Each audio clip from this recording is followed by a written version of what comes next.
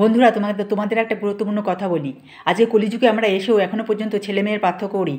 যে বাড়িতে মেয়ে হয়, কন্যা সন্তান হয়, তাদের মুখ চোখ কালো হয়ে যায়। কেননা মেয়ে হয়েছে, পয়সা জমাতে হবে, গয়নাগাটি বানাতে হবে, মেয়েকে লেখাপড়া শিখিয়ে পরের ঘরে পাঠাতে হবে, বিয়ে দিতে হবে, অনেক খরচা। চিন্তায় চিন্তায় কপালে ভাঁজ হয়ে যায়। এখনও পর্যন্ত মেয়ের হলে চোখ দিয়ে জলও বেরিয়ে যায়, অনেকে হয়তো কেঁদেও ফেলে। কিন্তু একদম না। যাদের ঘরে মেয়ে হয়েছে, কন্যা সন্তান হয়েছে, তারা মনে করবে তোমরা খুব ভাগ্যবতী মহিলা। কেন বলো তো? এই মেয়েকে মানুষের মতো মানুষ করবে, লেখাপড়া শিখাবে, লেখাপড়া শিখিয়ে অনেক বড় করবে, তাকে ডাক্তার, ইঞ্জিনিয়ার বা যে কোনো একটা চাকরি বাকরি লাইনে পড়িয়ে তাকে পড়াশোনা শিখিয়ে বড় করবে, বড় করে তারপরে তাকে একে নিজের পায়ে দাঁড় করাবে। চাকরি বাকরি পেয়ে গেল, ব্যাস তোমাদের জীবন একদম কেল্লা ফতে, বুঝেছো? কোনো চিন্তারই ব্যাপার নেই, কোনো চিন্তা নেই। ও নিজের বিয়ে নিজেই, এখন মেয়েদের জন্য চিন্তা করতে হয় না। তারা তো নিজেরাই ছেলে পছন্দ করে নেয় নিজেদের মনের মতন।